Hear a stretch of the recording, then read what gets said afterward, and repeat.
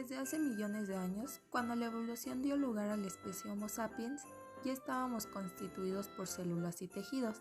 Hace apenas algunas décadas comenzamos a estudiar nuestro propio organismo, observando sus estructuras y relacionando cada una de ellas con ciertas funciones en específico, a través de ciencias como la anatomía, fisiología y la histología.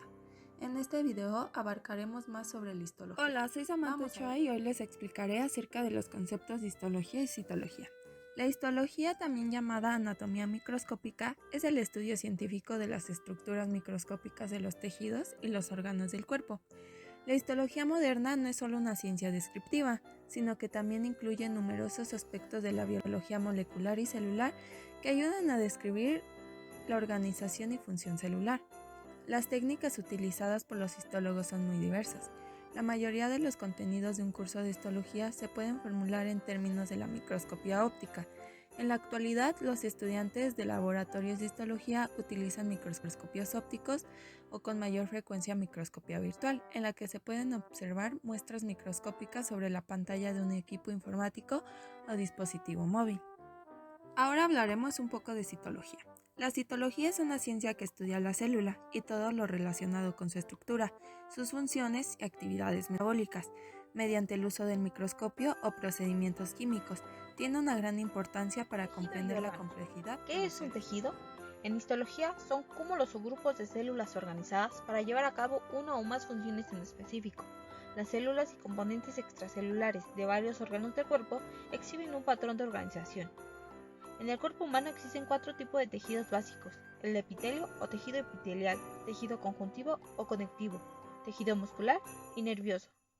¿Sabías que cada tejido básico está definido por un conjunto de características morfológicas generales o propiedades funcionales? Órganos. ¿Cómo se forman los órganos?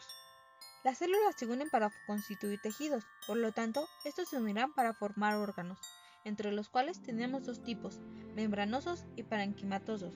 Los órganos macizos se llaman así puesto que poseen un parénquima, un estroma, además de que tienen tejido conectivo, vasos sanguíneos, linfáticos y nervios, una cápsula donde se formarán tabiques, septos o trabéculas.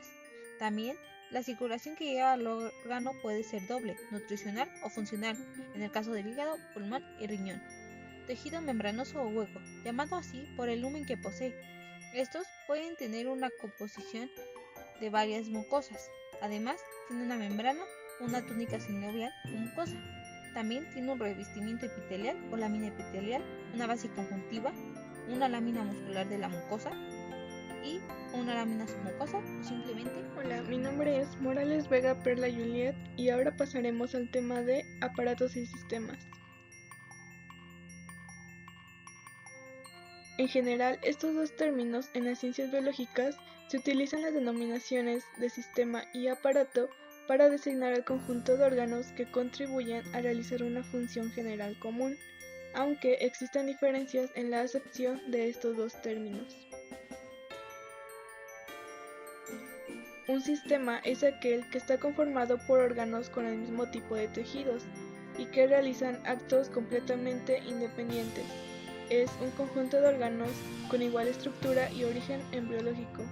Como ejemplos tenemos el sistema esquelético, muscular, tegumentario, que es la piel, al nervioso, endocrino, circulatorio y linfático. ¿Y entonces qué es un aparato? Bueno, un aparato es un grupo de órganos que desempeñan una función común y sus órganos no tienen predominio de ningún tejido o incluyen varios sistemas. Un claro ejemplo es el aparato locomotor, que está integrado por los sistemas muscular, óseo y articular. Otro ejemplo son el aparato respiratorio, digestivo, excretor y reproductor. Ahora que ya conocemos estos conceptos, ¿Sabías que la célula es la unidad estructural y funcional de todo ser vivo y se divide en 2, en eucariotas y procariotas? La célula eucariota es aquella que posee un núcleo bien definido, cubierto por el citoplasma y protegido por una membrana que constituye la envoltura celular. Las características que poseen serán las siguientes. Número 1. Núcleo. Contiene un núcleo bien definido, el cual contendrá el material genético mejor conocido como ADN. 2. Organelos. Poseen diversos organelos que dan forma a la célula y participan en el funcionamiento de la misma. 3. Reproducción y división. Por medio de la mitosis y meiosis, la célula se puede dividir y puede contener el material genético. 4. Energía. El funcionamiento de la célula eucariota depende de la energía que obtiene de los nutrientes que absorbe. 5. Tamaño. Mide entre 10 a 30 micras. Son más grandes y de estructura más compleja que la célula procariota. 6. Clasificación. Se divide en dos, en células vegetales, las cuales se encuentran en plantas y tejidos vegetales y se caracterizan por tener una pared celular. También contienen cloroplastos y vacuola central y realizan la fotosíntesis. Y en célula animal, la cual no contiene una pared celular, por lo que la membrana plasmática es el límite externo de la célula. Son células heterótrofas, por lo que no producen su propio alimento y, a diferencia de la célula vegetal, poseen centriolos y lisosomas. ¡Wow! Pero qué interesante información y cuánto conocimiento por saber. Y aún seguiremos aprendiendo. A continuación, la célula Te voy procariota. a presentar lo que es la célula procariota. ¿Qué es la célula procariota? La célula procariota es el tipo celular más sencillo. En este tipo de organización celular, el ADN se encuentra disperso por el citoplasma celular sin estar rodeado de membrana. Muy bien, ahora vamos a hablar sobre sus elementos. Primero vamos a empezar por la pared bacteriana, que también puede ser la pared celular. Esta va a dar forma y proteger a la célula. Pasamos con la membrana plasmática. Estas controlan el paso de las sustancias. Reforzando un poquito el citoplasma, esta está compuesta sobre todo por agua. Se realizan el conjunto de reacciones químicas que permiten que la célula sobreviva. En él se encuentran el material genético, el ADN, los ribosomas y los mesosomas. ¿Qué es el material genético? Está formado por una molécula de ADN circular que organiza la actividad celular. Los ribosomas son estructuras que intervienen en la fabricación de nuevas proteínas necesarias para la célula. Los mesosomas fijan el ADN, realizan la respiración celular, controlan la división celular, entre otras reacciones celulares. ¿Qué son los cilios? Estos son unos pelillos que recubren toda la célula. Estas ayudan a que la célula pueda tener movimiento. ¿Qué son los flagelos? Estos ayudan a la célula a desplazarse. Y listo, esto sería todo por parte de la célula procariota. Espero le hayas entendido muy bien al tema y si no, aquí estoy para cualquier comentario. Soy Sofía Castillo Navarrete y hoy les voy a hablar sobre la estructura celular y el núcleo. La célula es la unidad anatómica fundamental de todos los organismos vivos, formada por un citoplasma y un núcleo. Las células realizan tres funciones vitales: nutrición, relación y reproducción. Las células contienen citoplasma, es decir, la sustancia de la célula. El citoplasma es el material interno de las células. Ocupa un espacio situado entre la membrana plasmática y el núcleo. Contiene pequeñas estructuras filiformes que se interconectan para formar un esqueleto celular o citoesqueleto. Este da soporte a un grupo de pequeñas estructuras, que es un conjunto que se denomina organelas. La membrana plasmática es la membrana que rodea el citoplasma y forma el límite externo de la célula. Es una estructura precisa y ordenada. Contiene dos capas de moléculas de lípidos con fosfatos y otra clase de molécula lípida conocida como colesterol. Es también un componente de la membrana plasmática. El colesterol ayuda a estabilizar las moléculas de los fosfolípidos para evitar que se rompa la membrana plasmática. Continuaremos con el núcleo. El núcleo de la célula parece como una estructura muy simple, solo una esfera en pequeña porción central de la célula. El núcleo contiene la mayor parte de la información genética de la célula, que en la última instancia controla todas las organelas del citoplasma. El núcleo debe funcionar correctamente para que la célula realice sus actividades normales y pueda duplicarse. Algunas partes del núcleo son el recubrimiento por la membrana similar a la membrana plasmática, que delimita su cuerpo y lo separa del exterior. Otro componente importante es el nucleolo, una región del núcleo abundante en cromatina y en material genético. Este es necesario para el ARN. Y por último tenemos los subdominios del núcleo, de los que poco se sabe, es decir, compartimientos especializados que se vinculan con diversas funciones del núcleo.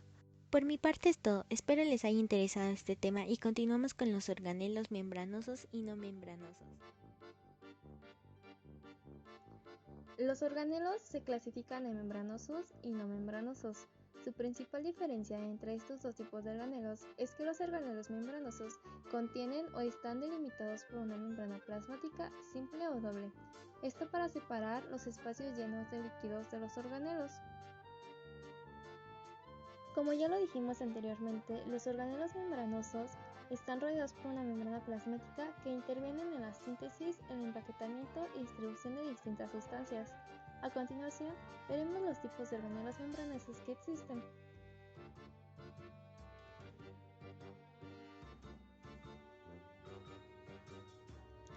El retículo endoplasmático rugoso es el sitio donde se produce la síntesis proteica y la modificación de las proteínas neosintetizadas.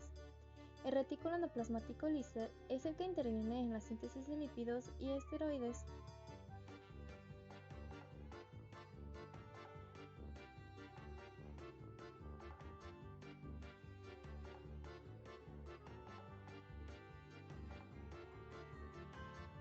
El aparato de Golgi elabora proteínas y moléculas de lípidos para su uso en otros lugares dentro y fuera de la célula. Los lisosomas contienen enzimas digestivas. Sus derivados son los fagosomas, los fagolisosomas y los autofagosomas. Las vesículas de transporte incluyen las vesículas pinocíticas, vesículas endocíticas y vesículas con cubierta que intervienen tanto en la endocitosis como en la exocitosis. La mitocondria provee la mayor parte de la energía a la célula al producir adenosintrifosfato en el proceso denominado fosforilación. Hola, mi nombre es Samantha Miranda Redondo y yo les voy a hablar de los orgánulos no membranosos. Los orgánulos no membranosos son aquellos orgánulos que no consisten en ninguna membrana plasmática delimitada para separar a los orgánulos del citoplasma celular. Citoesqueleto es la red de filamentos proteicos del citosol que ocupa el interior de todas las células animales y vegetales. Al igual, mantiene la forma celular y reagrupándose para permitir el movimiento y posición de los orgánulos durante los procesos de división celular. Al igual, se forma a partir de tres tipos principales de filamentos proteicos, los cuales son microtúbulos. Son fibras en forma de tubos huecos de un grosor de 25 nanómetros formados por una proteína globular llamada tubulina. Son la base de los microesqueletos. Además, nos permiten el movimiento de los cromosomas durante la división celular de orgánulos de cilios y flagelos. Filamentos internos. Tienen un grosor de entre 8 y 10 nanómetros y están formados por proteínas filamentosas. Su función es mantener la forma de la célula y permitir la unión entre una célula y otra. Microfilamentos. Están conformados por dos proteínas en forma de filamentos, la miosina y la lactina. Son los encargados de formar el anillo de estrangulamiento que permiten que las dos células formadas se separen. Ribosoma. Se encuentran asociados al núcleo aldehídos, a la membrana externa del retículo endoplasmático rugoso o definidos en el citoplasma solos o en pequeños grupos llamados polirribosomas. Están formados por moléculas de ácido ribonucleico, ARN, que se unen a proteínas las cuales se organizan en las subunidades de diferente tamaño. Cilios y flagelos. Constituyen prolongaciones móviles del citoplasma, se diferencian en su cantidad y longitud, pero no en su grosor. Los flagelos son largos y se encuentran en números reducidos, generalmente en 1 o 2 por célula. Los cilios son cortos y aparecen en gran cantidad. Centrosoma, también denominado citocentro, es el centro dinámico de las células, tanto animales como vegetales. De él depende tanto los movimientos externos de cilios y flagelos como los internos de los orgánulos durante la división celular a lo largo de los huesos acromáticos. Todo y gracias por su atención. Gradualmente quedó claro que la célula es el elemento fundamental de los organismos vivos. El tejido se forma con la agrupación de células con la misma función y los órganos son unidades funcionales mayores compuestas por distintos tipos de tejido.